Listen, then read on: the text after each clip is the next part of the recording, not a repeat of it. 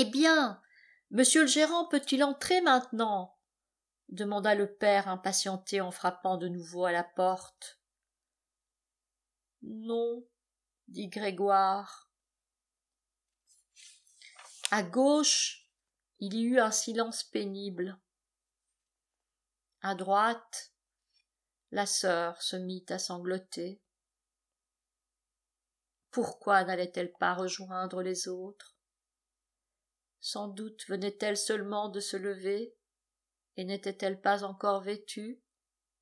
Mais pourquoi donc pleurait-elle? Parce qu'il ne se levait pas pour faire entrer le gérant? Qu'il risquait de perdre son poste, et que le patron recommencerait à accabler ses parents des mêmes réclamations qu'autrefois? Souci vraiment déplacé. Grégoire était encore là, et ne pensait pas le moins du monde à abandonner sa famille. En cet instant, évidemment, il gisait sur un tapis, et personne, en le voyant dans cet état, n'aurait pu exiger sérieusement qu'il fît entrer le gérant dans sa chambre. Mais ce n'était tout de même pas à cause de cette petite impolitesse, qu'il trouverait d'ailleurs bien le moyen de faire excuser plus tard, qu'on allait le mettre immédiatement à la porte. Et Grégoire trouva qu'il eût été plus raisonnable en ce moment de le laisser tranquille. Mais c'était justement l'incertitude des autres qui causait leur inquiétude et les excusait d'agir ainsi. Maintenant, le gérant élevait la voix. « Monsieur Samsa, criait-il, que se passe-t-il donc? Vous vous barricadez là dans votre chambre, vous ne répondez que par oui ou non, vous plongez inutilement vos parents dans l'angoisse, et vous négligez vos devoirs professionnels. Je l'ajoute entre parenthèses, d'une façon complètement inouïe. Je parle ici au nom de vos parents et de votre directeur, et je vous prie très sérieusement de nous donner immédiatement une explication des plus nettes. Je suis complètement stupéfait. Je vous prenais pour un garçon tranquille, raisonnable, et voilà que tout d'un coup, vous vous donnez des airs de vouloir étonner la galerie par vos extravagances. Monsieur le directeur, en me parlant ce matin de votre absence, m'en proposait une interprétation que j'ai repoussée. Il faisait allusion aux encaissements qu'on vous a confiés depuis peu. J'ai engagé ma parole d'honneur que cela n'avait rien à voir dans l'affaire. Mais maintenant, je suis bien obligé de constater votre entêtement, et je vous assure, monsieur Samsa, que cela m'ôte toute envie de reprendre jamais votre défense. Votre situation n'est pourtant pas si solide. J'avais d'abord l'intention de vous dire cela en tête-à-tête, mais puisque vous me faites perdre inutilement mon temps ici, je ne vois plus de raison de me taire devant vos parents. Sachez donc que votre travail de ces derniers temps ne nous a pas donné satisfaction. Nous reconnaissons, je le veux bien, que la saison n'est pas propice aux grandes affaires. Mais apprenez, monsieur Samsa, qu'une saison sans aucune affaire, cela ne peut, ne doit et ne saurait exister. Grégoire était hors de lui. Son désarroi lui fit oublier toute prudence. « Mais, monsieur le gérant, cria-t-il, je vais vous ouvrir immédiatement. Je vous ouvre. J'ai éprouvé un léger malaise, un vertige, qui m'a empêché de me lever. Je suis encore dans mon lit, mais les forces me reviennent, je me lève. Encore une seconde de patience. Ça ne va pas tout à fait aussi bien que je pensais, mais je me sens quand même beaucoup mieux. Comment la maladie peut-elle vous prendre si vite? Hier soir encore, je n'allais pas trop mal. Demandez à mes parents. Et pourtant, si, hier soir, j'ai éprouvé un petit symptôme.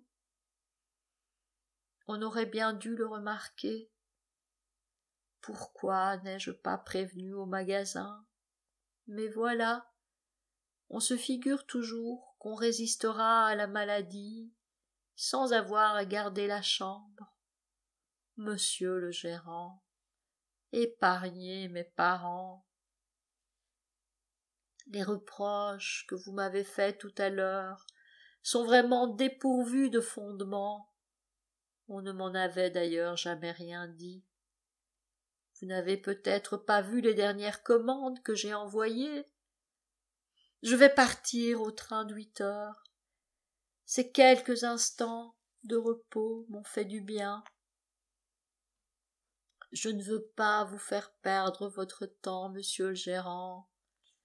Je vais arriver tout de suite au magasin. Ayez la bonté d'en prévenir monsieur le directeur et de me recommander à sa bienveillance. Tout en lâchant ce flot de paroles sans trop savoir ce qu'il disait, Grégoire, avec une facilité due à ses exercices précédents, s'était approché du coffre contre lequel il essayait maintenant de se lever. Il voulait, mais parfaitement, il voulait ouvrir la porte. Il voulait se faire voir et parler au gérant. Il était curieux de connaître l'impression qu'il allait produire sur ces gens qui réclamaient si impérieusement sa présence.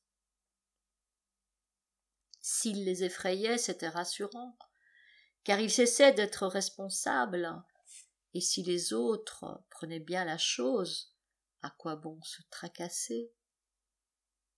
Il pourrait encore, en se pressant, prendre le train de 8 heures à la gare.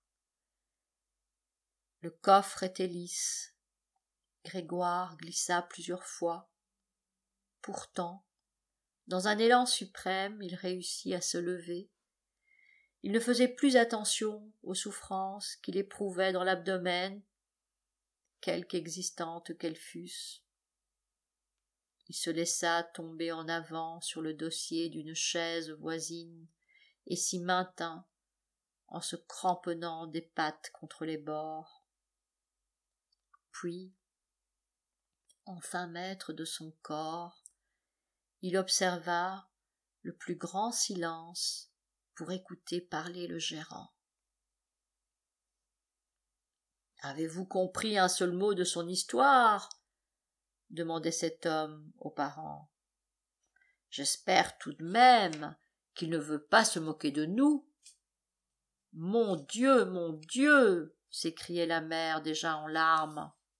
« Il est peut-être gravement malade. Et nous, qui passons notre temps à le torturer. Grethe, Grethe, appela-t-elle. Maman, répondit la jeune fille à travers l'autre cloison, car elles étaient séparées par la chambre de Grégoire. Va chercher le médecin immédiatement. Notre Grégoire est malade. Un médecin, vite, vite. L'as-tu entendu parler? C'était une voix d'animal, déclara le gérant. Après les cris des deux femmes, on eût dit qu'il parlait tout bas. Anna!